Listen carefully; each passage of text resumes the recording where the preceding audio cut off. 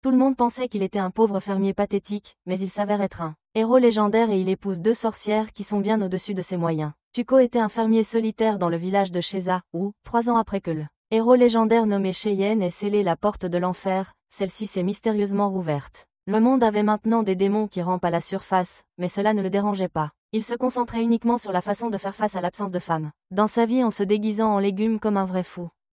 Un jour, alors qu'il agissait comme un homme détraqué, il se fait interpeller par son l'ami d'enfance Yuna, qui lui dit de grandir et d'arrêter de se comporter comme un homme-enfant dérangé. Tout comme une insulte de nerd total, il commence à lui parler de ses plans pour une apocalypse zombie, et en parlant, il promet de protéger ses gros melons juteux, mais Yuna, comme toute autre femme éveillée, lui donne un coup et lui brise les bijoux. Elle lui dit que les zombies ne s'approcheraient jamais d'un loser moche comme lui, mais Tuco est déjà occupé à montrer son brillant piège Minecraft. Kevin, un âne aveugle, peut éviter. Pendant qu'il plaisantait, tout à coup un démon apparaît de nulle part et commence à attaquer violemment les villageois, ce qui fait vraiment peur à Tuco, qui se cache derrière un arbre comme une petite fille. Soudain, il remarque que Yuna a fini par tomber et était sur le point d'être attaquée par le monstre, mais Tuco décide de lui venir en aide. Étant un gros connard, il commence à griller du porc en pensant que le monstre voudrait manger un petit déjeuner à l'américaine, mais le démon est plus intéressé par les melons juste devant lui.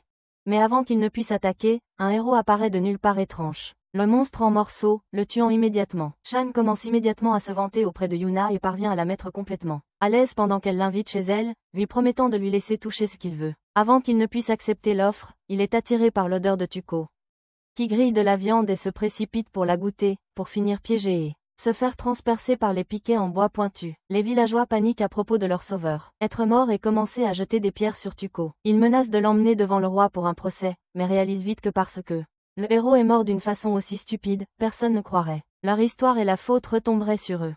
Ils décident de sauver leur peau et cachent simplement son corps. Les problèmes de Tuco ne font que commencer car, le lendemain matin, il se réveille dans le corps du héros. Il pense qu'il hallucine et va chez Yuna pour en avoir la confirmation. Au début, il est très énervé d'être dans le corps du héros, mais ensuite il se rappelle que Yuna est totalement amoureuse du héros, alors il décide d'accepter ce corps car ce sera enfin son billet pour sortir de la vie de session nocturne solitaire. Yuna devient immédiatement un modèle Instagram pour lui, exhibant sa séduction devant lui, quand elle remarque soudain qu'il pue comme un cadavre, ce qui éveille ses soupçons et elle le gifle. Cela fait tomber son globe oculaire, ce qui l'alarme encore plus. Et elle sort un bâton pour écraser le zombie à mort. Cela effraie Tuco et il révèle sa véritable identité, ce qui lui vaut un bâton sur la tête, qu'il reçoit comme un vrai mâle Sigma. Pendant qu'ils discutent des raisons possibles de cet échange de corps, ils entendent une voix venant de son champ affirmant que c'est sa nécromancie qui a causé cela. Il court vers son champ et voit une fille suspendue pour la vie dans la fosse qu'il avait creusée pour capturer les bêtes. Elle se présente comme Henry et leur dit qu'elle ne leur dira la raison de son acte que s'il la sauve d'abord du piège de Tuco. Elle leur dit qu'elle avait fait une promesse à Sian qu'elle donnerait son corps à quelqu'un d'autre qu'elle croit pouvoir sauver le monde s'il venait à mourir. Elle ajoute qu'elle a choisi Tuba parce qu'il a réussi à tuer Sian et aussi à la capturer. Avant que l'imbécile ne comprenne ce qui lui est demandé, Yuna accepte elle aventure en son nom et dit qu'elle les rejoindra. Quand il proteste, Henry menace de détruire son corps vivant dans lequel elle est piégée dans le cercueil des vivants qui est un artefact magique, et le faible imbécile n'a d'autre choix que d'accepter son destin. Henry les conduit alors tous les deux à Belen, qui est l'endroit où le héros original se préparait pour ses aventures. Alors que Yuna et Tuco se disputent à propos de Tuco étant un imbécile imprudent, un groupe de filles se dirige vers Fangrel à propos de leur héros, ce qui dissipe tous les doutes dans la tête de l'imbécile sur le fait de devenir le héros. Le trio entre ensuite dans un magasin d'armes où le gars finit par dépenser la plupart de ses économies pour impressionner les filles. Cette décision stupide les laisse avec de l'argent seulement pour une chambre pour cette nuit. Lorsqu'il demande à Henry de contribuer à une enchère avec ses économies, elle révèle qu'elle n'en a pas, car elle n'a jamais reçu de récompense étant donné que la nécromancie est un tabou. Il exploite donc le visage du héros pour profiter de la bonne volonté des gens, obtient un repas gratuit et exprime son intention de continuer ainsi pour toujours. Il serre ses compagnons dans ses bras et il décide de s'inscrire à la guilde des aventuriers pour trouver du travail. Alors que Tuco proteste, deux filles apparaissent et proposent de l'aider à nettoyer sa puanteur.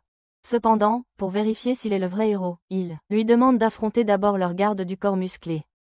Motivé par l'opportunité de voir des corps de femmes pour la première fois, il accepte sans réfléchir. Il est sûr de gagner puisqu'il possède l'épée sacrée, mais juste au moment où il saute derrière le géant et lui tranche avec son épée, il s'avère que c'est une fausse et elle se plie. Il se fait donner un coup de poing au visage par le garde du corps et son œil en sort, ce qui révèle qu'il est un imposteur et les habitants du village se rassemblent tous pour lui donner une leçon. Pendant ce temps, à la guilde, les filles ont trouvé un emploi, qui exige de tuer des démons et qui paye très bien. Alors que Yuna saute de joie à propos de ce travail, l'ancien compagnon du héros, Lord Kyle, apparaît et demande au nécromancien où se trouve le héros. Elle lui dit la vérité sur ce qui s'est passé. Ce soir-là, les habitants de la ville attachent l'imposteur à un poteau et sont sur le point de le tuer pour donner un exemple quand Kyle et les filles arrivent sur les lieux. Ils s'approchent de Tuka et le libèrent avant de lui remettre la véritable épée sacrée. Il demande au fermier d'imaginer une lame géante et, lorsqu'il le fait, l'épée se transforme magiquement.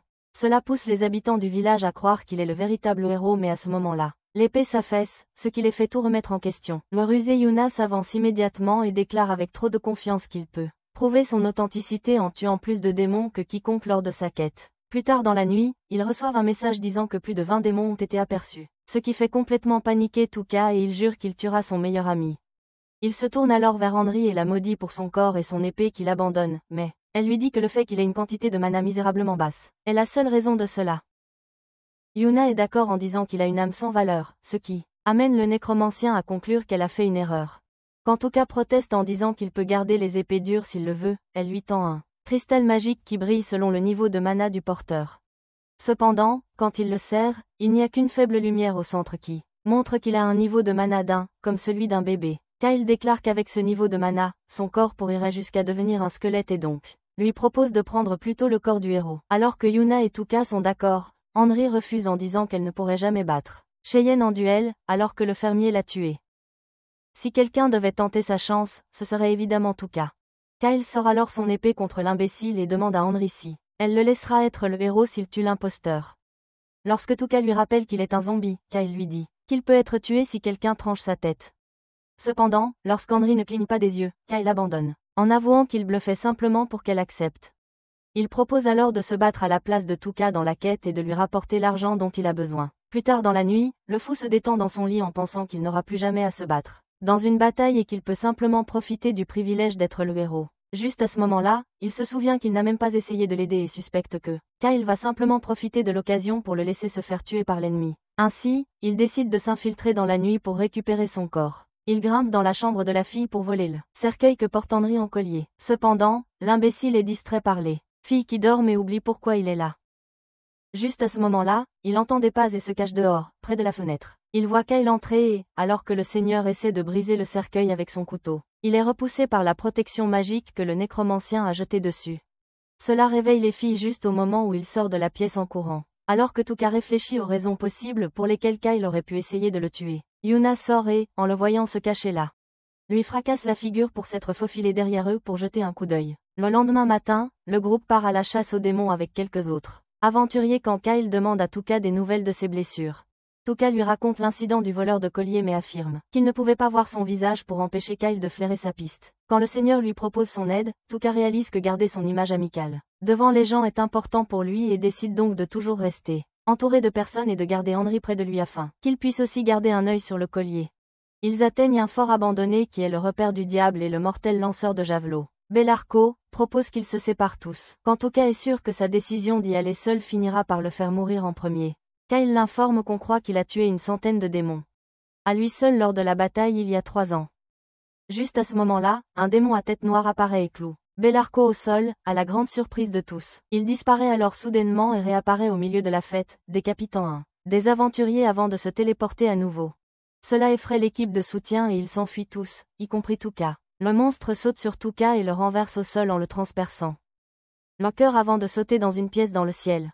Tout comme il se donne un coup de pouce et saute au sol pour attaquer les autres. Kyle invoque une lame qui tranche le diable en morceaux. Kyle ramasse ensuite le cœur du diable, qui est un cristal magique en guise de preuve, et l'offre à Yuna, lui disant de l'utiliser pour lancer des sorts afin de se protéger. Tuka s'approche d'eux à ce moment-là, affirmant délirant qu'il est celui qui les a protégés et qu'il devrait donc avoir le cristal. Soudain, une horde de monstres qui est déterminée à, alors que le héros sort des bois. En voyant leur nombre, Tuka se précipite vers la forteresse, et convainc les autres de le suivre avec une logique bidon. Dès qu'ils entrent dans la tanière, ils sont accueillis à la porte par une autre horde de monstres. Voir des squelettes humains au sol suffit à convaincre Tuka que tous vont finir en nourriture pour monstres aujourd'hui. Cependant, Hanrei utilise sa magie pour réveiller les squelettes et en fait une armée. Kyle se précipite dans la bataille pour la soutenir tandis que Yuna rassemble son courage pour faire de même. Alors que le perdant essaie de trouver un moyen de s'échapper, un des démons parvient à projeter une substance brûlante sur sa main qui dissout sa chair. Il tourne ensuite son attention vers Yuna, mais cette substance ne dissout que ses vêtements, ce qui distrait le démon un moment. Elle profite de l'occasion pour s'enfuir et se cache, gênée, suivie par Tuka qui se rappelle soudain qu'il doit veiller sur elle. Quand il essaie de s'approcher, elle le repousse, mais se calme quand il lui dit qu'il a une tenue de rechange et lui tend un bikini. Juste à ce moment-là, ils entendent le monstre s'approcher et Tuka sort son épée et la transforme en fouet. Juste au moment où le diable entre, il l'attache avec son fouet et ordonne à l'épée de se durcir à nouveau pour maintenir le monstre en place et demande à Yuna de l'attaquer dès que possible. Juste à ce moment-là, le monstre exprime son amour éternel pour les bas, ce qui suscite l'empathie du fermier et il demande à Yuna d'y aller doucement. Cela met en colère la fille Yunmour et elle se donne un coup de pouce en utilisant sa nouvelle magie acquise et vole vers le monstre pour le frapper au ventre. Cela le propulse contre le mur, ce qui le met hors de combat.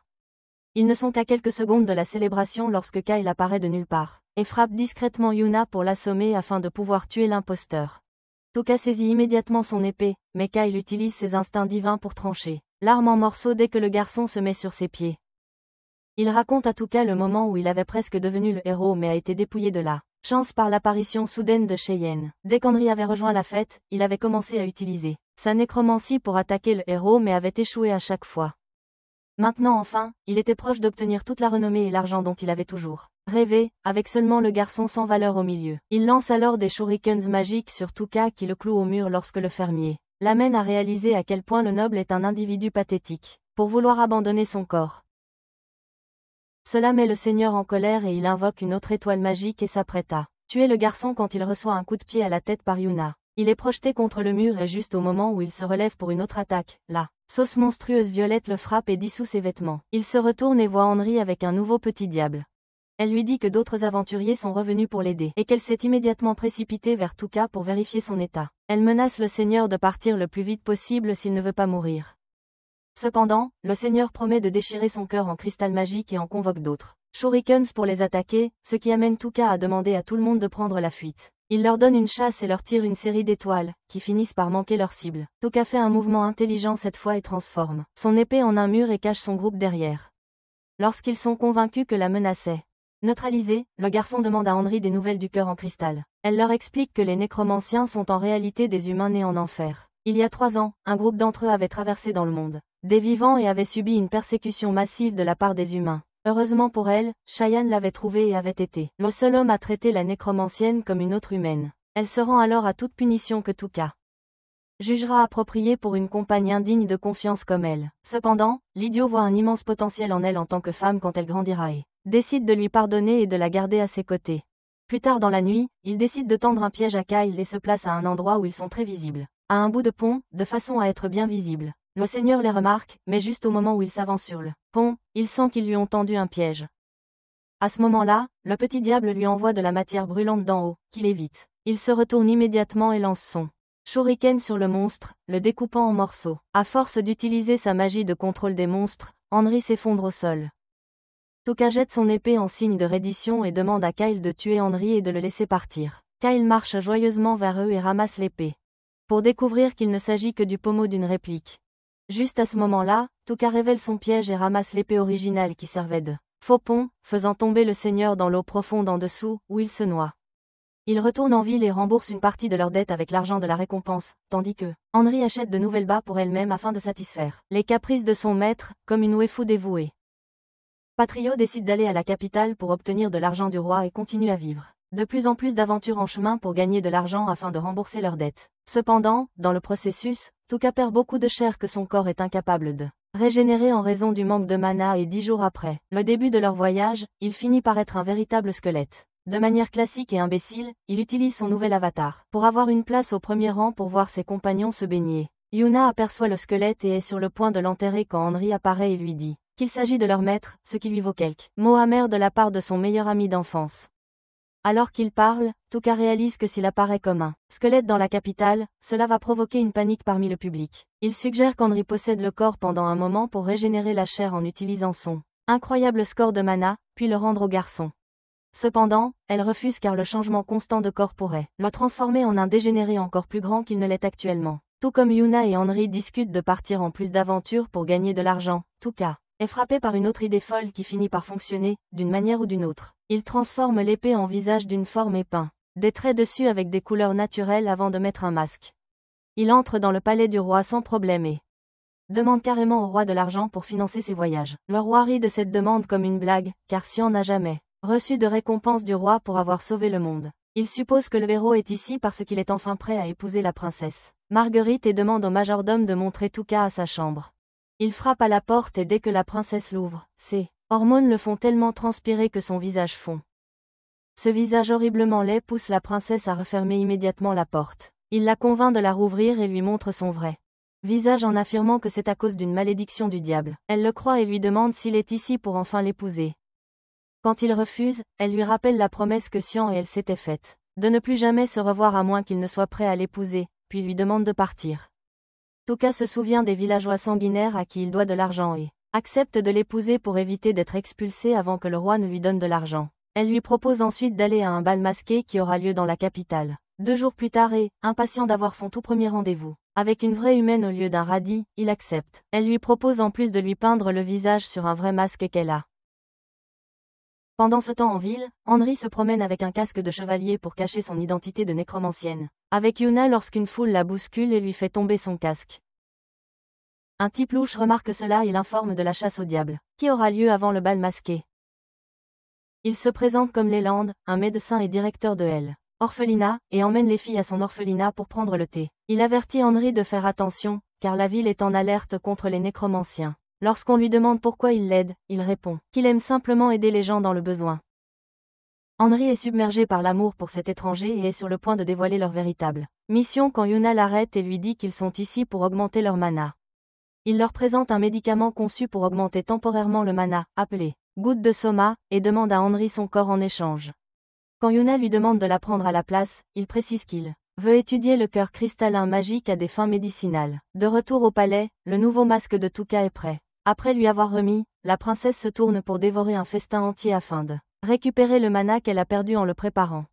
Cependant, le festin que Yuna engloutit, suffisant pour 10 personnes, n'est pas assez pour elle et elle s'évanouit. Il la précipite dans sa chambre où elle est allongée sur son lit. Le garde de la princesse, Isaac, arrive juste à ce moment-là et déchaîne sa colère sur le héros pour avoir oublié que la maladie d'Hermia l'empêche de conserver le mana dans son corps. Juste à ce moment-là, Yuna a fait rouler un peu plus de nourriture avec elle, avec des gouttes de soma qui l'aident à retrouver son énergie perdue. Pendant ce temps, dans les bois, les filles arrivent à un endroit rempli de diables pour participer à la chasse au diable. Avant qu'elles ne puissent se préparer pour la bataille, l'une des 4 plus fortes chevalières du royaume, Serella, apparaît et découpe le gigantesque diable comme du beurre à température ambiante. 2 aventuriers apparaissent et proposent d'emmener les filles à un endroit secret de chasse où elles n'auront pas à rivaliser avec les 4 chevaliers pour un emplacement. Ils les mènent à une falaise surplombant un groupe de démons et donnent à Henry un cristal avec de la magie de foudre pour l'aider à les tuer. Elle les choque tous en une seule fois et juste au moment où ils arrivent pour récupérer leur cœur. Les aventuriers révèlent que ces démons étaient simplement réveillés à cause de leur nécromancie. À ce moment-là, 2 démons attrapent les filles par derrière et un homme masqué appelé l'homme squelette sort des bois.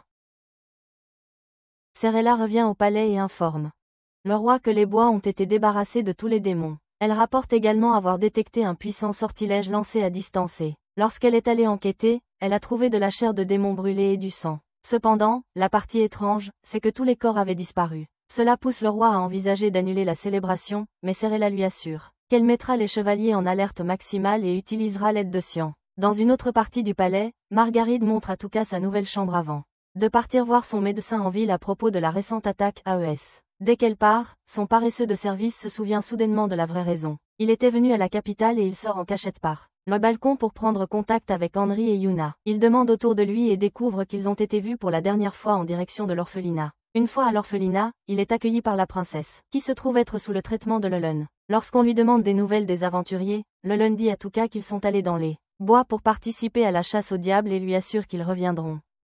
Touka est soulagé d'entendre cela et retourne au palais avec Margaride après la fin de sa visite chez le médecin. Après leur départ, Lelun se rend au sous-sol et met son masque de squelette.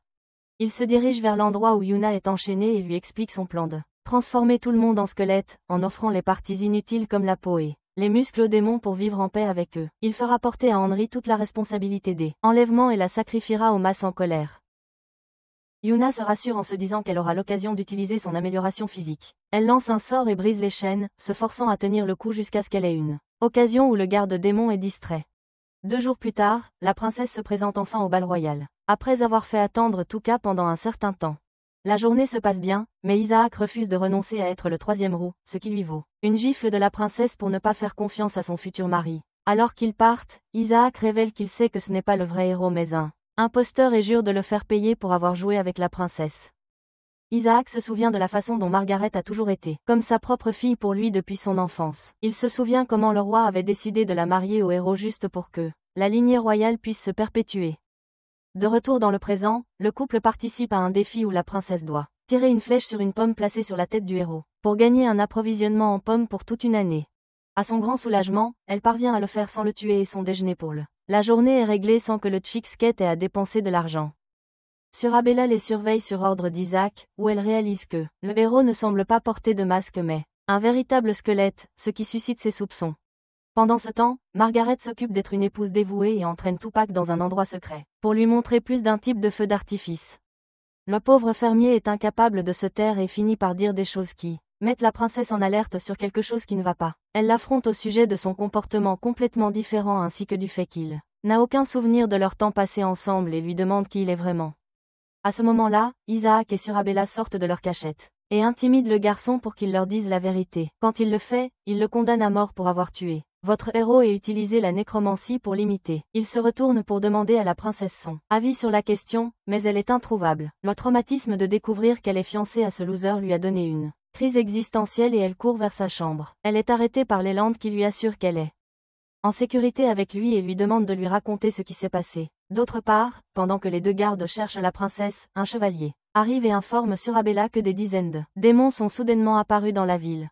En entendant cela, Tupac se lève et se précipite pour ramener la princesse. Pendant ce temps, Leland escorte la princesse vers un bidonville où ils sont soudainement entourés par l'armée de squelettes du docteur. Juste au moment où il s'apprête à se jeter sur elle, Tupac arrive sur les lieux pour la sauver. 2 monstres squelettes s'avancent pour bloquer son approche. Mais il les tue tous les 2 d'un seul coup de son épée. Cependant, un autre squelette se jette sur lui et le projette contre un mur. Leland réalise qu'il est un imposteur en voyant à quel point il est faible.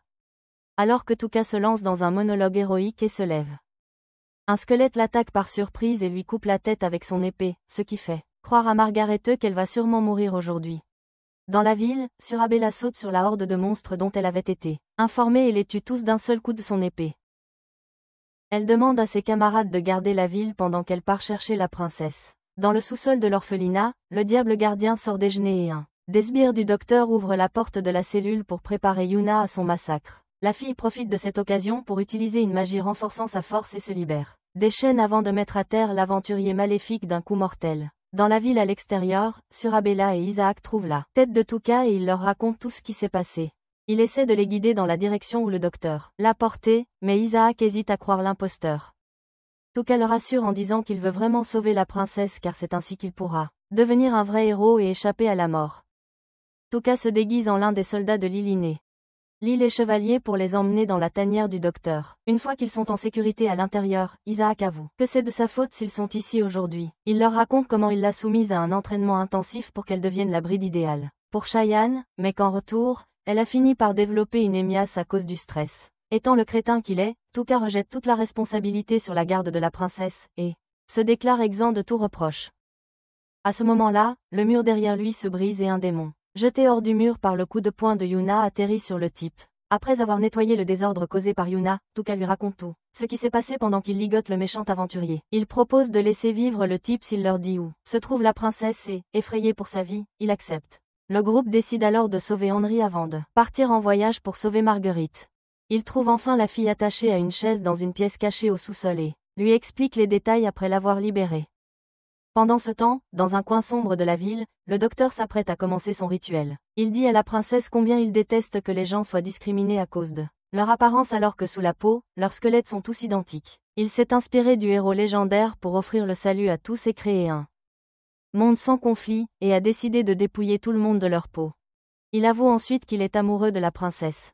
Et que ce rituel effrayant est aussi leur cérémonie de mariage. Tout cela est observé par Isaac et Ciruela qui se cachent derrière des piliers à l'entrée de la pièce. Le garde du corps est sur le point d'intervenir après avoir entendu cela, mais le compagnon lui rappelle qu'ils veulent aussi donner une chance à Tuka pour pouvoir juger s'il est apte. Tuka et ses fans se tiennent sur une plateforme au-dessus du rituel et élaborent une stratégie. Henry lui demande de distraire le docteur, ce qui donnerait l'opportunité de voler le contrôle de ses squelettes. Juste au moment où le docteur s'apprête à ouvrir la princesse, Tuka descend avec Henry et Yuna sur son dos et frappe le bizarre en plein visage, ce qui finit par casser le bras du faible et n'a aucun impact sur le docteur. Juste à ce moment-là, Yuna utilise sa magie d'amélioration et frappe le docteur en plein visage, ce qui le projette contre un mur lointain. Tuka révèle sa véritable identité à la princesse pendant que le docteur ordonne à ses squelettes de l'abattre.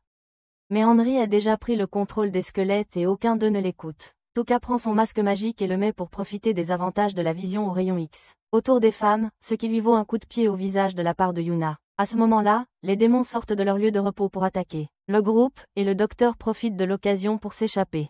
Ciruela et Isaac demandent aux autres de les suivre et de laisser les démons à eux. Yuna utilise sa magie et atterrit sur les épaules des méchants, ce qui le fait tomber au sol.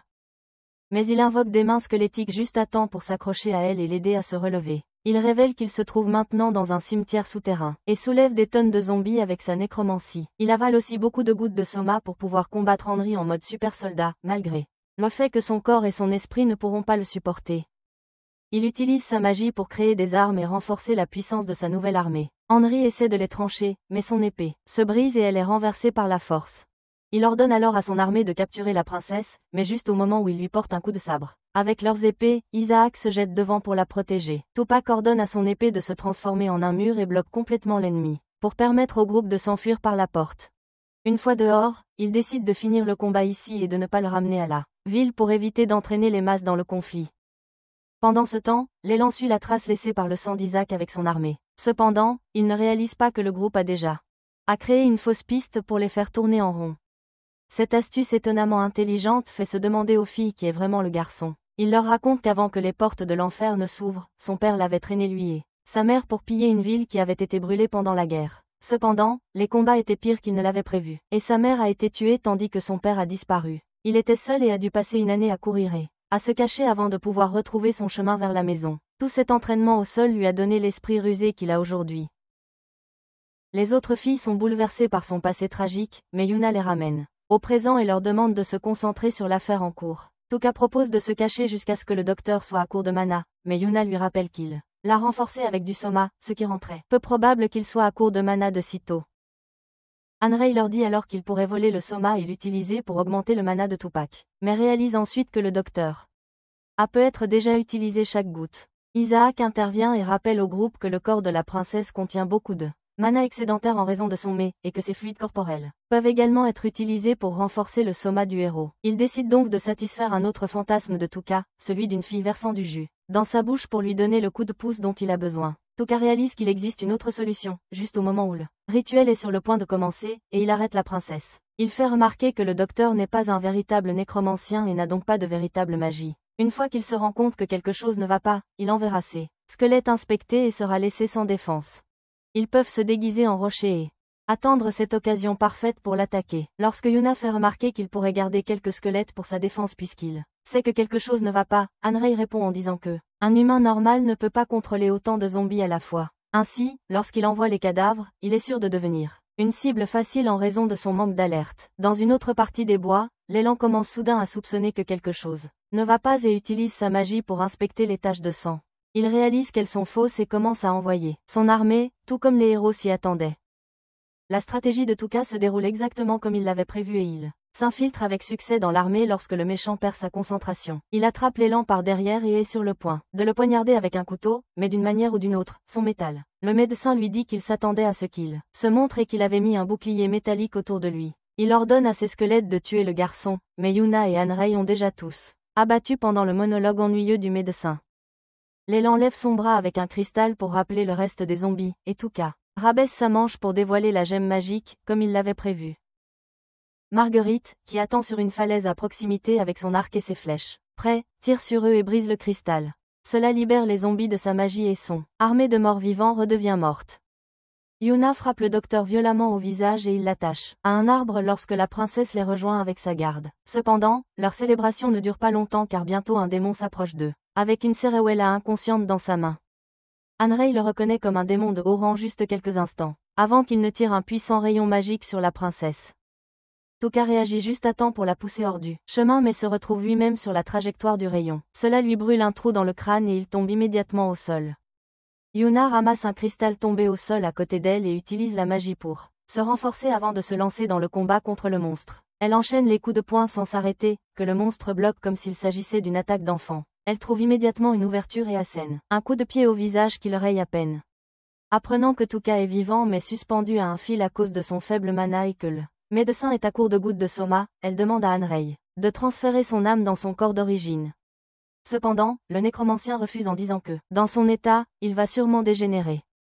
À ce moment-là, le diable suprême jette Yuna au loin, dans un arbre et tourne son attention vers Anrei.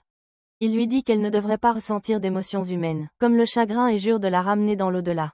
Il extrait sa conscience pour la garder à l'écart, pendant un moment alors qu'il tue le reste du groupe. Il commence à marcher vers la princesse, mais avant qu'il puisse faire quoi que ce soit, Isaac le frappe avec son épée. Il demande à la princesse de courir aussi loin qu'elle le peut pendant qu'il occupe le diable. Alors qu'elle s'enfuit, Yuna reprend conscience et, en sautant sur le démon, lui donne un coup de pied à la tête. De son côté, Margaret fait de son mieux pour donner un coup de pouce de mana au héros en utilisant ses fluides mais n'y parvient pas à cause de son nervosité. À ce moment-là, Tuka se réveille et lui demande de réaliser son dernier souhait de la voir en bas. Il perd de nouveau connaissance mais la princesse lui dit qu'elle a besoin qu'il reste car elle a en fait développé des sentiments pour lui. Le perdant commence à pleurer pour la première fois depuis des années. Juste au moment où Yuna et Isaac sont sur le point de perdre parce que leur mana va s'épuiser. Tuka, qui a complètement régénéré son corps grâce aux larmes de Marguerite, fait une entrée héroïque sur le champ de bataille avec son épée. Le diable lui envoie un rayon, mais il se transforme en bouclier avec son épée et le bloque facilement. Il transforme alors son épée en une cuisse géante et écrase le monstre dessous. L'histoire de cette bataille et du héros parvient à deux nécromanciens maléfiques dans une autre. Dans ce quartier, Diego et Friedrich, qui sont encore plus excités à l'idée de se venger d'un humain aussi puissant. Après la bataille, Lelun est devenue complètement folle à cause d'une overdose de gouttes de soma et est enfermée dans les cellules de la capitale. Cirella est hospitalisée à cause de ses terribles blessures et Isaac est en lice pour le poste de directeur de l'orphelinat. Les pleurs ont libéré 10 ans de sentiments refoulés dans le système de la princesse et ont guéri ses manies, ce qui la pousse à remettre ses gouttes de soma en excès à Tuka. Tuka a enfin accepté son destin en tant que nouveau héros et décide de partir pour refermer les portes de l'enfer. Le roi lui offre une calèche enchantée pour son voyage et, puisque cette chariot a besoin de mana pour avancer, Anrei, qui a le niveau le plus élevé, devient le conducteur permanent. Alors qu'il s'apprête à partir, Isaac s'approche du héros et lui remet une lettre au nom de la princesse. Elle remercie les trois dans la lettre et leur informe d'un cadeau qu'elle a gardé pour eux dans la calèche.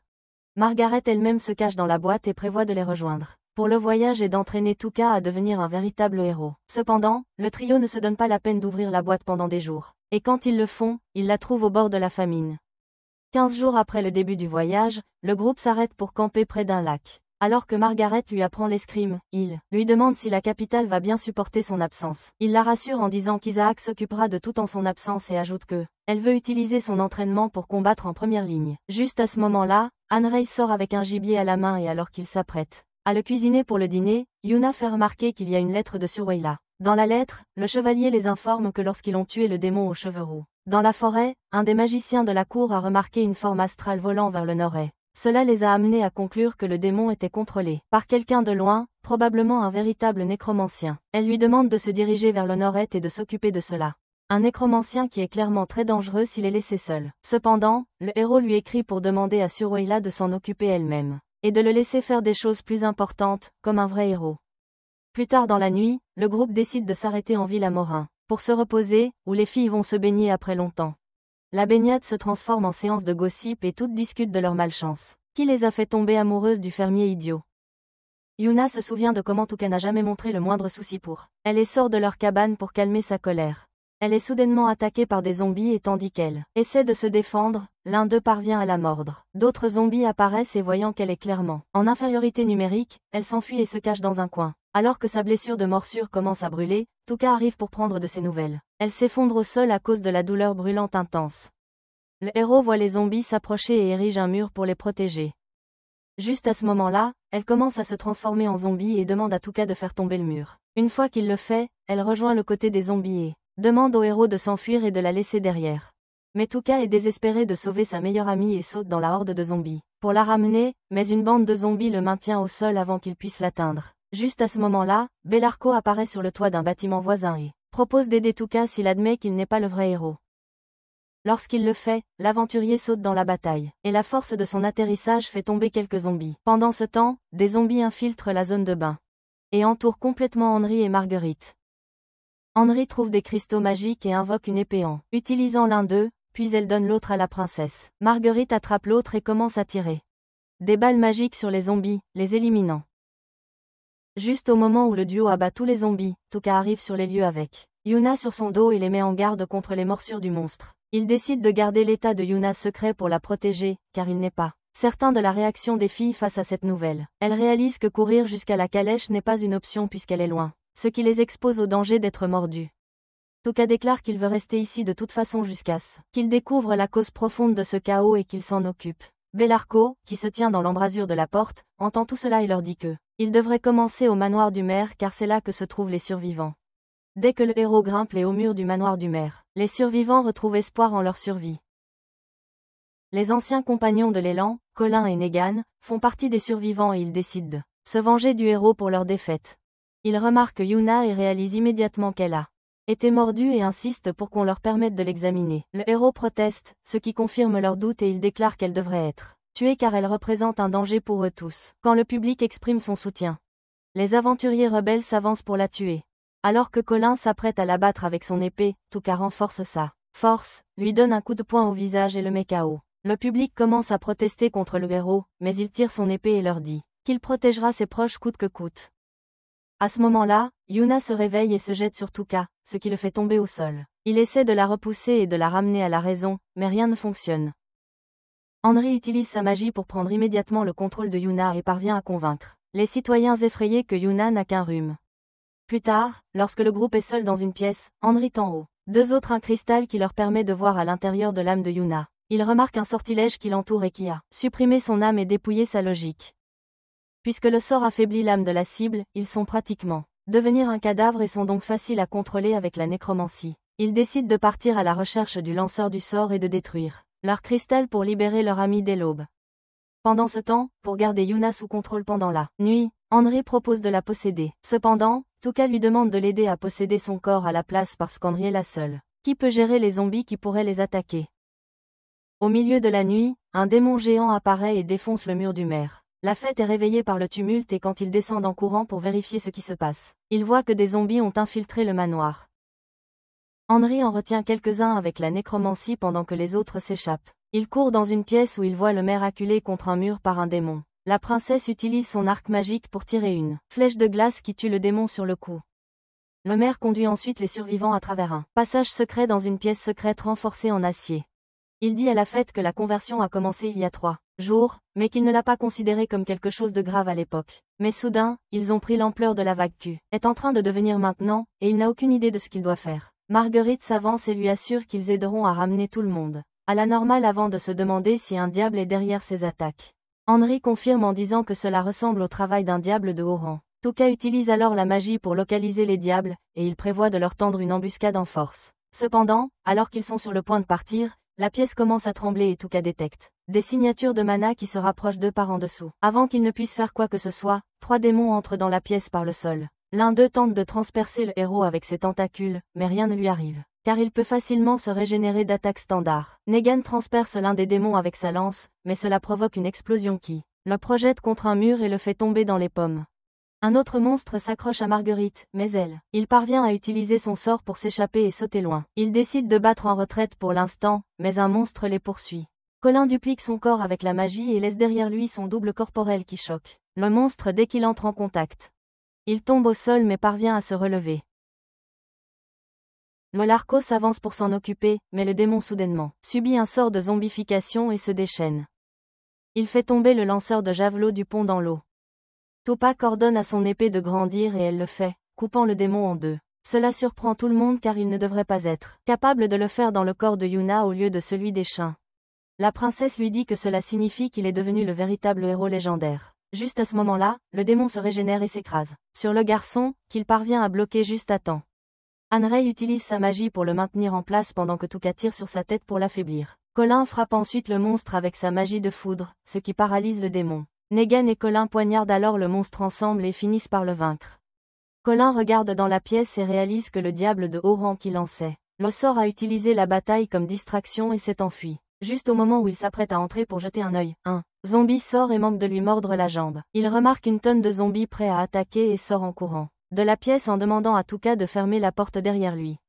Juste à ce moment-là, il remarque le diable de haut rang dans les rues. Marguerite tire une flèche et Tuka frappe avec sa énorme épée en même temps que le monstre parvient à esquiver les attaques. Colin utilise alors l'épée comme tremplin et saute dans la rue. Juste au moment où il s'apprête à atteindre la portée d'attaque du monstre, une flèche surgit de nulle part et transperce son abdomen. Diego sort d'une ruelle sombre et déclare qu'il est celui que le diable sert. Il leur dit qu'il était celui qui possédait le diable de haut rang qui travaillait avec les Landes. Henry décide soudain de devenir la waifu la plus dévouée de tous les temps et finit par révéler toutes les statistiques et secrets de son maître à Diego, pensant qu'elle ne fait que louer Tuka. Après avoir appris que Tuka a tué Siam, Diego se demande si le garçon est de leur côté et veut détruire l'humanité. Il propose à Henry et Tuka de rejoindre sa bande de nécromanciens qui cherchent à se venger de leur mauvais traitement, et veut s'assurer que le monde soit rempli de monstres. Henry décline en disant qu'elle a fait une promesse à Siam de sauver le monde et Tuka. Et Marguerite saute en lui demandant d'abandonner l'idée de se venger et d'en parler plutôt au roi. Même si l'on promis de l'aider avec leur influence.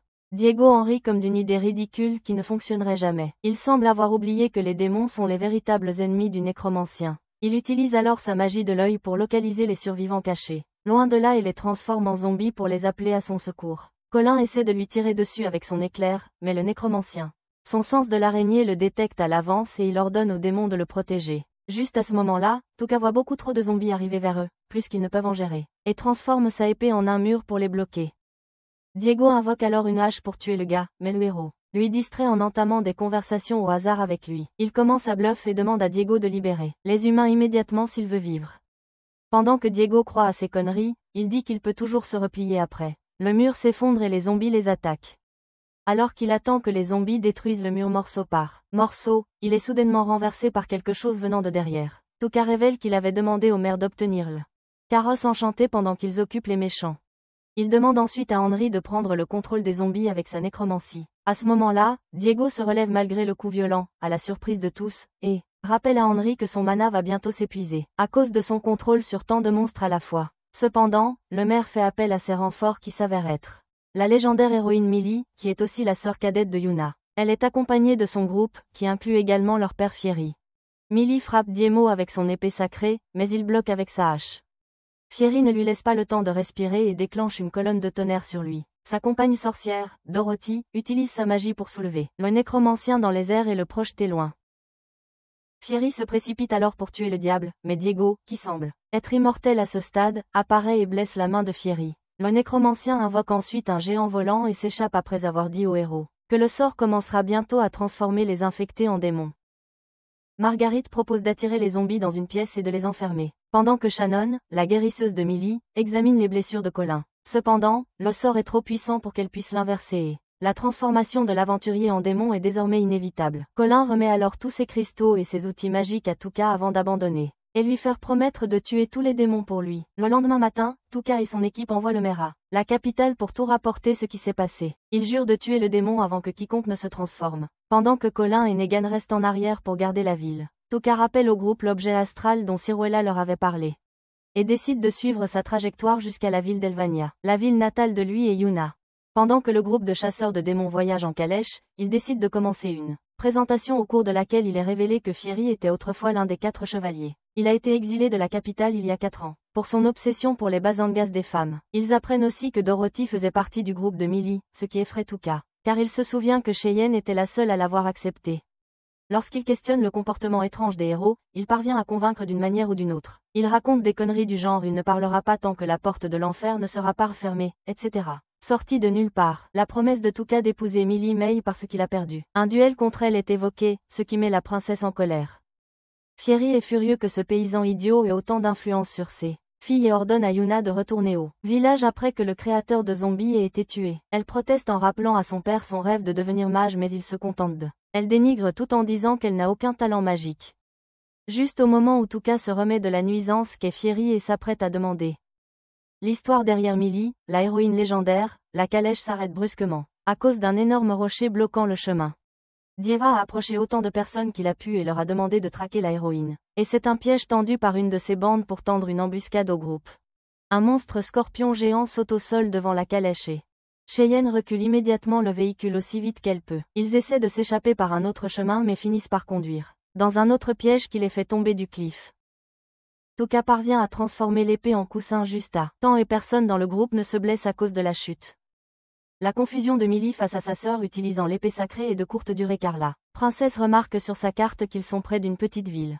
Il décide d'y aller pour soit obtenir un nouveau moyen de transport, soit réparer celui-ci. Quand il commence à marcher, la visibilité chute soudainement très bas à cause d'un épais brouillard. Millie l'emporte avec son épée et continue, avec confiance et nonchalance sur le chemin.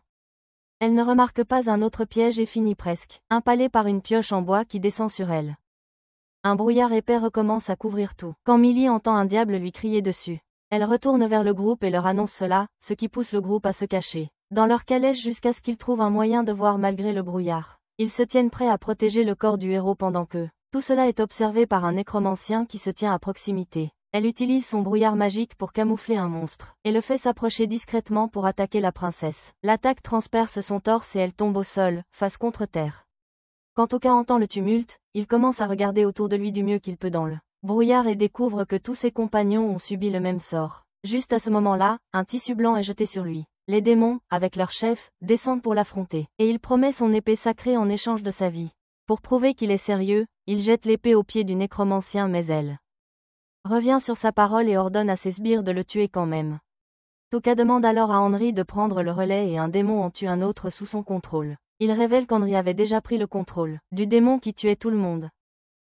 La princesse avait tué le démon et s'était faufilée derrière elle, aidée par Tuka qui gardait constamment un œil sur la meneuse. Il feigne la défaite pour la tirer dehors, alors que Tuka la harcèle pour qu'elle cède à ses fantasmes tordus. Il remarque que la méchante est son ancienne maîtresse, est-elle. Le héros ne peut contenir son excitation et révèle accidentellement à tout le monde qu'il est celui dans le corps de Yuna. Henry et Margaret expliquent aux nouveaux arrivants ce qui s'est passé, et Tuka commence à leur raconter comment il a rencontré Ethel. Après la mort de ses parents, lorsqu'il a commencé son voyage de retour à Elvania, il est tombé dans l'un des pièges de son maître. Elle l'a découvert quelques jours plus tard et l'a ramené chez elle pour le soigner.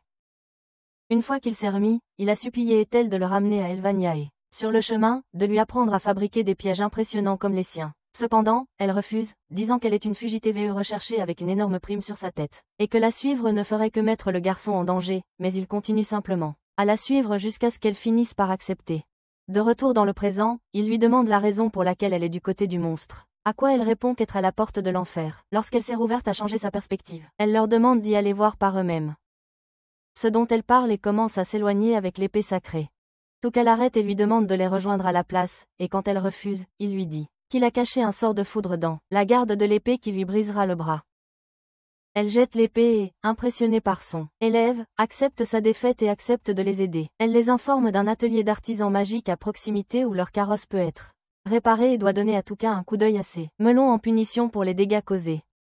Pendant ce temps, en route vers la capitale, le maire tombe sur quelques démons qui sont pris en charge par Bellarco. Il conduit ensuite les lanciers à une grotte où il dévoile son bateau avec lequel il a l'intention de voyager jusqu'à l'auberge de la capitale. Pendant ce temps, le groupe avec Ethel et ses petits démons arrive chez l'artisan qui leur demande simplement de déguerpir et de le laisser profiter de sa retraite. Ethel commence alors à crocheter la serrure de la maison pour voler un autre carrosse magique malgré les protestations de tous.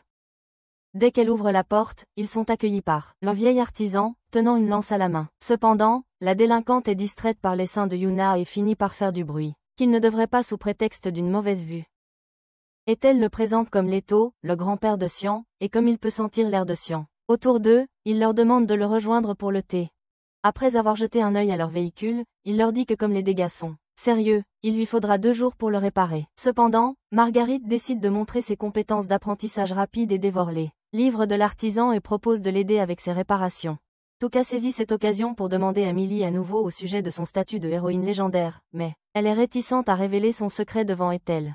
La curiosité de la maîtresse grandit et elle promet de leur donner des informations sur l'ennemi en échange, ce qui les fait accepter. Millie leur dit que son épée sacrée est une épée fabriquée par l'homme et qu'il en existe 3 autres. Bien que ces épées ne soient pas assez puissantes pour sceller la porte de l'enfer, elles peuvent tuer le Seigneur des Ténèbres et ses généraux infernaux contre lesquels aucun arme ordinaire n'est efficace. Comme promis, Ethel partage son information et leur dit que les nécromanciens maléfiques ont en leur possession les corps des généraux et ont stationné plus de 1000 démons qui les attendent en Elvania. Elle leur conseille de contourner Elvania et d'aller directement à la porte, mais Tuka répond en disant que même s'il se fiche de l'humanité, il y a une personne qu'il ferait n'importe quoi pour sauver et qu'il s'assurera donc que tous les démons soient tués. Plus tard dans la journée, Millie et Tuka sont seuls au bord d'un lac quand elle lui demande si la personne qu'il essaie de sauver est sa sœur. Il accepte et lui parle de son état actuel. Il continue en lui demandant l'histoire derrière l'obtention de son épée, et elle lui dit qu'elle l'a gagnée lors d'un tournoi. Elle le défie alors en duel pour le bon vieux temps, avec son futur mariage en jeu. Il essaie de protester sans nuire à son image d'homme Sigma, mais elle commence à lui lancer des projectiles, ce qui le terrifie et il commence à s'enfuir. Quand elle refuse d'arrêter, il décide de riposter, mais il manque de mana et son épée devient juste flasque. Millie l'a au sol quand il accepte sa défaite et commence à plaisanter. Cela fait juste mal à Millie et elle le met face à face avec la réalité qu'il est trop faible pour aider sa sœur. Il lui assure qu'il peut manquer de force mais il peut utiliser son esprit de farceur pour les sauver. Cela rappelle à Millie sa conversation avec Xian où le héros a avoué qu'il avait pu les sauver il y a 3 ans grâce au piège de Tuka qui lui avait donné du temps. En entendant ces compliments, Tuka est submergé par ses hormones et s'échappe vers un endroit où il peut être seul et profiter du corps de Yuna. Mais d'une manière ou d'une autre, il se réveille soudainement en Elvania. Dans le passé, sans aucun souvenir de ce qu'il a causé. Il essaie de provoquer des ennuis en pensant que cela le renverra. Mais aucune des personnes dans ce monde n'y réagit. Juste à ce moment-là, il se souvient que c'était le jour où il a rencontré Yuna pour la première fois et se précipite vers le lieu de leur rencontre. Comme prévu, la fille apparaît et après avoir parlé un moment avec elle, il réalise que ce sont seulement les étrangers qui se comportent bizarrement dans ce monde. Elle s'enfuit alors pour leur chercher de la nourriture pendant qu'il réfléchit au moyen facile de l'avoir dans ce monde. C'est alors que la voix de Yuna adulte le menace de laisser tranquille la version jeune d'elle. Il suit la voix et tombe sur Yuna adulte assise parmi les arbres. Elle lui dit que c'est un faux passé créé par la magie. Elle lui dit qu'elle est comme un fantôme dans ce monde et que personne ne peut la voir ni la sentir. Il réalise finalement que ce monde est composé des souvenirs de Tuka et que Yuna a été aspirée parce que son âme était dans son corps avec celle de Tuka. Ils réfléchissent à des moyens de sortir de ce monde le plus vite possible lorsque les garçons suggèrent qu'il quitte la ville pour un endroit où il n'est jamais allé. En chemin, il lui demande comment elle a su son nom la première fois qu'ils se sont rencontrés, à quoi elle répond qu'elle le voyait habituellement assis seul, comme un loser triste et pathétique, et qu'elle a posé des questions à son sujet avant de décider de l'aider. Juste à ce moment-là, ils arrivent dans un endroit complètement blanc. Et lorsque Toupatri le touche, sa main passe à travers. Il décide d'aller explorer l'autre côté en tenant une corde que Yuna tient de l'autre côté pour sa sécurité. Cependant, la force de sa traction la tire aussi, et elle tombe dans sa maison d'enfance où elle est assise avec sa sœur et Tuka en train de prendre le thé. Il sort alors courir chercher un autre espace blanc, car il réalise que le temps avance à chaque fois qu'il en traverse un. Après plusieurs sauts, ils atteignent la chronologie d'il y a 5 ans où Tuka s'apprêtait à quitter Elvania avec son père pour attaquer le village détruit. Le saut suivant les mène au jour où son père a disparu, et où sa mère est sortie chercher des médicaments pour lui et est morte. Cette fois, il décide de défier le destin et court pour la sauver à temps malgré les protestations de Yuna. Il entre dans la ville et trouve sa mère allongée par terre. Il s'approche d'elle, elle lui tend la lettre de Yuna et s'excuse de ne pas avoir pu pour le protéger avant qu'elle ne meure dans ses bras. Le lendemain, dans leur quête du blanc cul-de-sac, ils doivent traverser un champ de bataille actif et se retrouver à la porte de l'enfer. Ils la voient s'ouvrir et des monstres en sortir, et ils se précipitent vers la sécurité. Juste au moment où Tuka s'apprête à continuer son chemin vers la porte blanche, Yuna remarque une blessure sur son flanc et lui demande ce qu'il en est. Quand il lui dit de ne pas s'inquiéter, elle lui explique que même si son âme a été prise par le diable, elle peut encore entendre et voir tout. Elle avait surpris la dernière conversation entre Millie et lui et elle s'excuse de l'avoir jamais pris pour acquis. Cela l'incite à lui dire qu'il y a des années, il était coincé seul dans cet endroit et avait presque abandonné. C'est sa lettre qui l'a motivé à continuer. Il lui dit qu'il a peut-être pu la sauver une fois, mais c'est elle qui l'a sauvée depuis le jour où ils se sont rencontrés. Leur doux moment est interrompu par une étoile filante s'écrasant au sol près d'eux. Lorsque la fumée se dissipe, il voit qu'il s'agit d'un démon de haut rang, qui n'a jamais fait partie des souvenirs de Tuka. Il révèle qu'il a créé ce monde fictif parce qu'il a un fétiche pour les souvenirs humains. Il entre généralement dans les souvenirs pour dévorer ses victimes quand il se lasse de leur passé. Cela pousse le héros à saisir la main de Yuna, et à courir aussi vite qu'il le peut pour échapper au démon. Lorsque le démon lui dit que le seul moyen de sortir est de le vaincre, il augmente sa vitesse. pour atteindre le moment où il était à son apogée aussi rapidement que possible. Il saute de souvenir en souvenir et rencontre Cheyenne et Kyle en chemin, il demande de vaincre le diable, mais comme ce ne sont que des souvenirs, le monstre les met rapidement hors de combat. Enfin, lorsque Tuka est à son meilleur, le diable lui dit qu'il mange des âmes pour se nourrir, ce qu'il ne peut faire qu'à travers les souvenirs. Son corps original est sans défense dans le monde réel, et le vaincre de l'extérieur annulerait le sort sur Tuka. Mais comme il combat tous les démons récemment libérés en ville, personne ne viendrait le sauver de l'extérieur. Tuka transforme son couteau en diverses formes, mais le démon les esquive toutes car c'est un monde qu'il a créé lui-même. Il profite alors du fait que le démon ne peut pas voir Yuna, qui monte sur son dos pour renforcer ses attaques et les contrôler. Ainsi, le démon ne pourrait pas les prévoir en lisant les pensées de Tuka. Il exécute son coup classique et fait grandir son épée en une géante. La cuisse qu'il écrase sur le démon et le tue. Tuka est libéré du sort et se réveille dans le monde réel dans le corps de Yuna, à côté du démon. Il regarde autour de lui et remarque le fantôme de Yuna près de lui, et alors qu'il s'apprête à lui parler, le reste de la bande arrive en courant, et lui parle d'une infiltration de démons dans leur base. Ils lui disent que tous les monstres ont été tués et que la carriole est maintenant prête à partir. Pendant ce temps, les guerriers magiques d'élite envoyés par le magicien du tribunal ont enfin réussi à localiser la tanière de Diego et de Friedrich, et ont atteint l'endroit.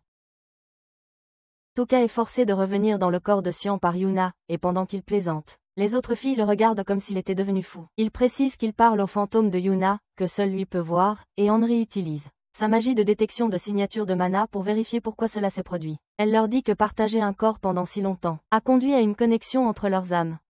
Ils attachent ensuite le corps de Yuna et le cachent dans un coffre dans la calèche pour empêcher Fieri de le trouver. Il prévoit de lui dire qu'elle est retournée au village, mais à ce moment-là Tuka réalise que l'homme se tenait derrière lui et a tout entendu. Pendant ce temps, lors de leur voyage vers la capitale, le maire avoue à Bellarco qu'au départ, il a développé la ville uniquement pour accroître sa richesse personnelle. Mais finalement, les habitants ont commencé à aimer et le respecter, ce qui lui faisait vraiment tenir à eux. Ainsi, il veut tout faire pour sauver ses concitoyens. Juste à ce moment, ils atteignent les rives de la capitale. Mais Bellarco se demande s'ils arriveront à temps. Dans le repère du seigneur maléfique, Friedrich gronde Diego pour avoir envoyé des assassins au hasard et ainsi renforcer leurs ennemis. Diego commence à le convaincre qu'il n'y a pas de raison de s'inquiéter quand les guerriers magiques traversent le plafond et sautent au sol devant eux. Le commandant Levin coupe immédiatement la tête de Diego, et l'équipe profite de l'occasion pour encercler Friedrich. Juste à ce moment-là, l'un de ses coéquipiers est transpercé en plein cœur et la tête de Diego commence à se rattacher à son corps grâce au pouvoir d'un des généraux infernaux. Elle coupe alors sa main qui tient le cercueil avec le corps du général, mais celle-ci la repousse avec un coup de poing et se rattache à nouveau. Une des guerrières tente de poignarder Friedrich avec son bâton, mais le méchant fait simplement apparaître un trou noir qui l'aspire. Il enfonce 2 épées dans son bras en tombant. Il sort sa véritable épée et la fait supplier pour sa vie. D'autre part, 3 guerriers essaient de combattre Diego quand il soudain invoque l'un des généraux pour se battre et tuer tous les autres. Le roi, le magicien en chef et Ciruelo regardent tous leurs guerriers se faire tuer depuis la salle du trône. Le roi déclare une marche vers Elvania pour arrêter la force du mal avant qu'elle n'atteigne la capitale, mais ils sont interrompus par Bellarco et le maire. Le maire l'informe de tout ce qui se passe à Moran et lui dit que le héros est en Elvania avec son groupe. Il lui demande d'envoyer des renforts dès que possible. Lorsque le roi leur dit que rassembler une force de combat prendra du temps, le maire tombe à genoux et le supplie de sauver ses citoyens. Ciruelo lui demande alors la permission de prendre les chevaliers et de demander à Kyle de les rejoindre, ce à quoi il n'a d'autre choix que d'accepter. Pendant ce temps, Fiery pardonne au héros d'une certaine manière et l'artisan construit un magique transcepteur pour que le groupe puisse communiquer sur de longues distances pendant la bataille. Le groupe se sépare d'Ethel et commence son chemin, mais Ethel réalise qu'elle a développé une affection et saute dans la voiture avec eux. Les forces du roi ont également pris la mer sur leur énorme navire en direction d'Elvania avec Kyle à bord. Il est toujours déterminé à tuer Tuka et à devenir lui-même le héros. Il veut abattre les généraux tout seul et gagner toute la gloire.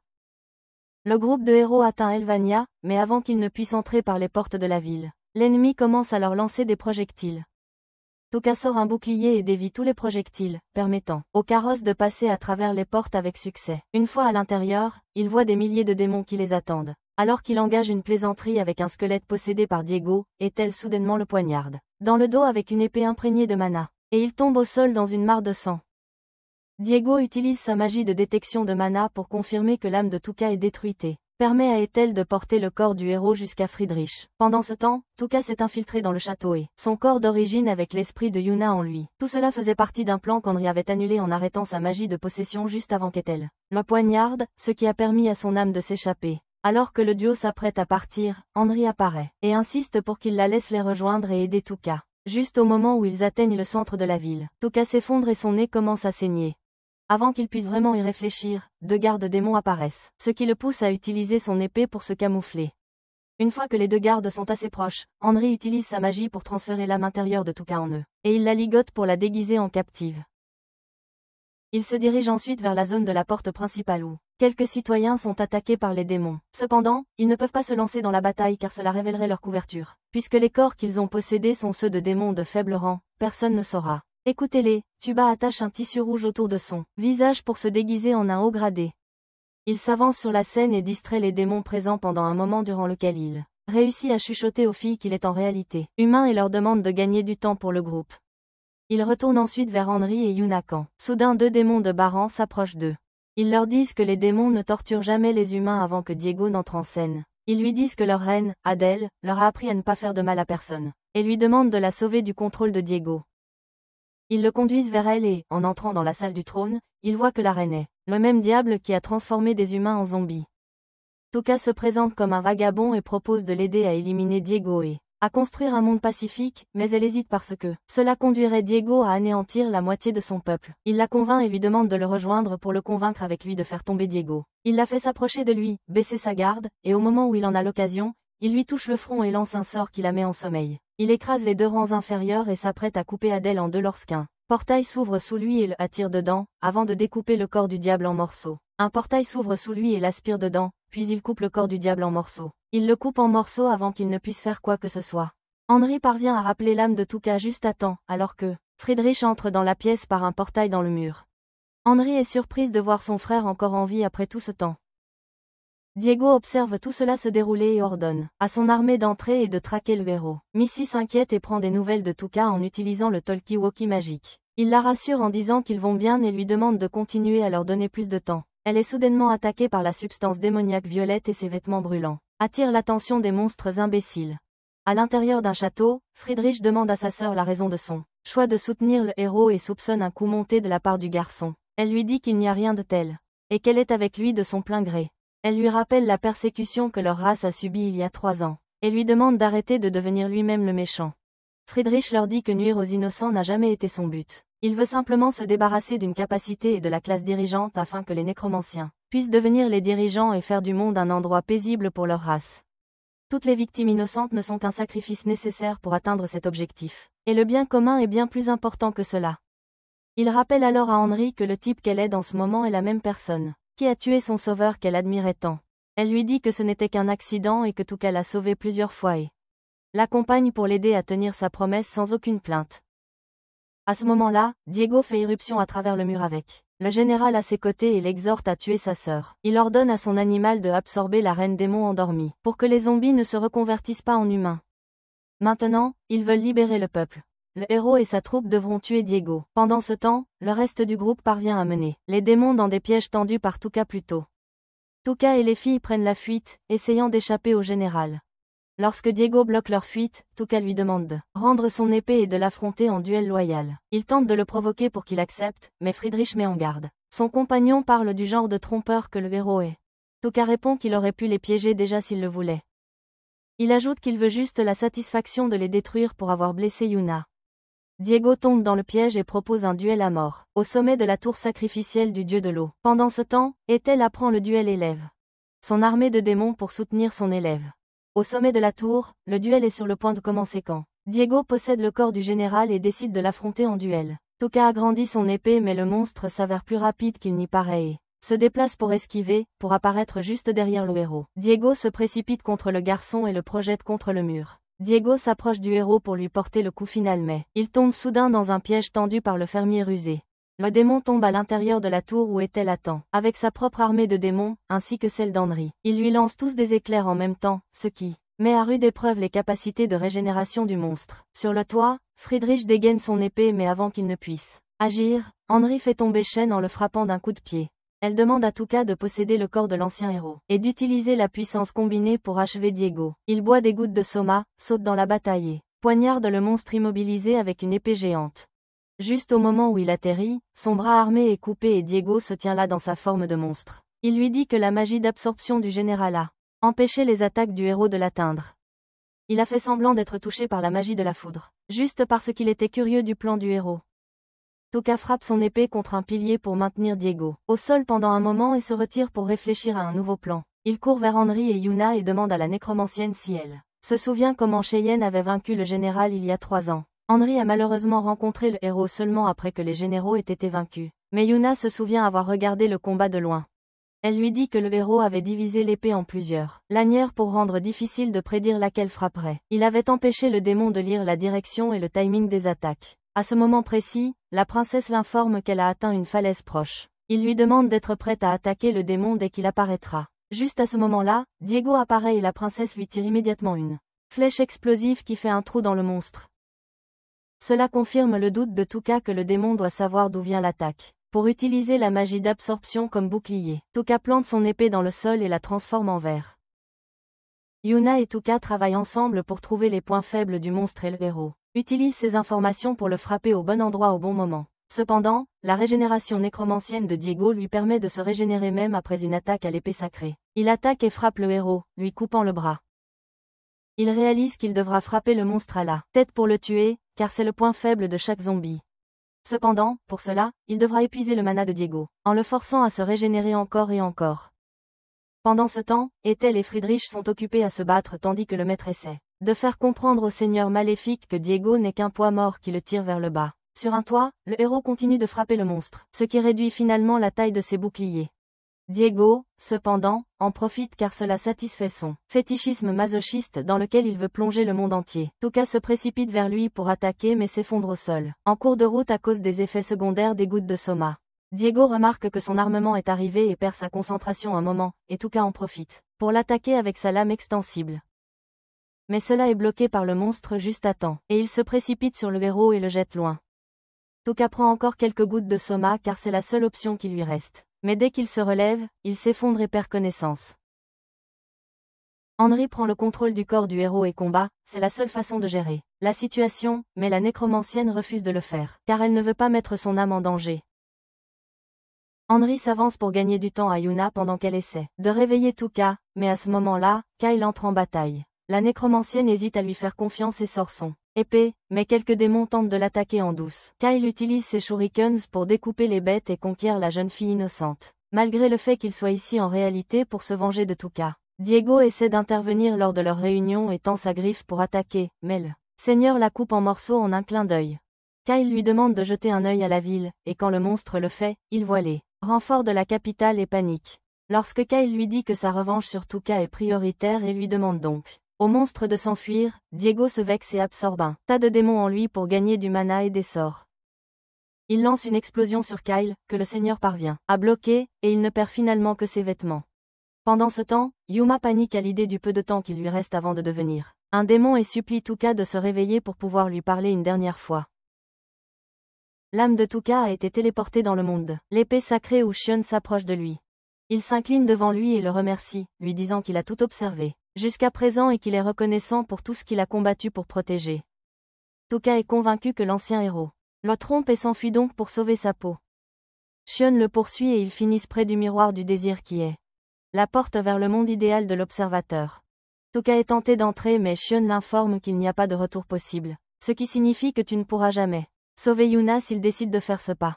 À cela, l'ancien héros dit au garçon qu'il est simplement tombé dans ce monde par erreur et qu'il peut revenir dans le monde réel à temps pour sauver sa fille. Il ajoute en outre qu'au cours du combat dans la capitale, le mana de Tuka avait explosé, ce qui a trompé l'épée en lui faisant croire qu'il était le prochain héros légendaire, et c'est ainsi qu'elle s'était liée à son âme. Il lui indique la sortie mais l'avertit que sa vie deviendra plus difficile une fois qu'il sera retourné. Ainsi, il lui dit qu'il ne l'empêcherait pas non plus s'il décide de rester. Cependant, Tuka est déterminé à sauver Yuna et décide donc de retourner. Dans le monde réel, Diego lance des attaques continues sur Kyle que le seigneur parvient à peine à esquiver. Le monstre a enveloppé tout son corps avec le sort d'absorption, qui ne rend efficace que les attaques physiques. Cela signifie que réduire son mana aussi prendra une quantité immense de temps qu'ils n'ont pas en ce moment. À ce moment-là, Tuka revient dans le corps du héros et se prépare à replonger dans la bataille. Il demande à Henry de libérer son corps du cercueil et plante l'épée dans le sol. L'épée projette alors de puissantes décharges de foudre, qui envoient l'âme de Xian de l'épée dans le corps de Tuka. Xian vole immédiatement vers le démon et tranche son bras avec son épée sacrée. Kyle s'avance pour étreindre Xian mais le héros saute de côté, et lui dit qu'il l'a dépassé. Alors que Diego s'apprête à attaquer à nouveau le héros, Xian parvient à le couper morceau par morceau, et à briser le cristal magique sur son front. Cela empêche le monstre d'utiliser le sort d'absorption pendant un moment, donnant à Tuka une ouverture pour le finir avant qu'il ne se régénère. Tuka raccourcit sa lame pour concentrer le peu de mana qu'il possède afin d'augmenter sa pouvoir de pénétration, lui permettant de percer la tête du monstre. Il fonce sur Diego et le tranche en morceaux, et alors qu'il tente de se régénérer, Kyle le poignarde avec ses shurikens. Avec 1 minute avant que tout le monde ne se transforme définitivement en démon, Tuka renforce ses capacités et court vers le monstre à une vitesse divine. Esquivant ses tentacules, il saute dans les airs et même si Diego lève un bouclier, il frappe la tête du monstre de toute sa force, perçant ses os et tuant enfin le vilain monstre. Diego parvient à quitter le corps du monstre et se téléporte dans la forêt où se trouve le cercueil contenant son corps, mais son âme est si épuisée qu'il ne peut pas bouger. Tout juste soulagé d'être en vie, 2 démons de Baran s'approchent de lui pour se venger de la mort de leur reine Adèle. Le lendemain matin, tous les zombies sont revenus à la normale et Ethel et Friedrich sont introuvables. Plus tard dans la nuit, le maire organise une fête en l'honneur du héros où des filles font la queue pour se proposer au perdant pour la première fois de sa vie. Yuna devient jalouse et l'entraîne dans un couloir tranquille, et sur un coup de tête lui offre ses melons. Cependant, elle est gênée et s'enfuit dans la source chaude pour se détendre. La princesse la rejoint et l'aide à comprendre qu'elle est amoureuse de Tuka. Elle lui dit qu'elle peut comprendre qu'elle se sente mal d'être tombée amoureuse de ce loser, mais que son courage est charmant. Puisque les filles vont désormais être des compagnes permanentes, elle décide d'essayer de créer un lien malgré leur rivalité amoureuse. Avant que Cheyenne ne disparaisse, il avait conseillé à Tuka de augmenter son niveau de mana avant de se rendre aux portes de l'enfer. Pour les aider à mieux comprendre cela, il charge Kyle et Dorothy de l'aider à trouver le sage, un ancien compagnon à lui qui connaît bien le mana. Le groupe se met en route pour ce nouveau voyage immédiatement, car il n'y a pas de temps à perdre pour révéler les portes. Si vous avez aimé cette vidéo, vous adorerez l'histoire de cet archer légendaire qui épouse le chef ennemi.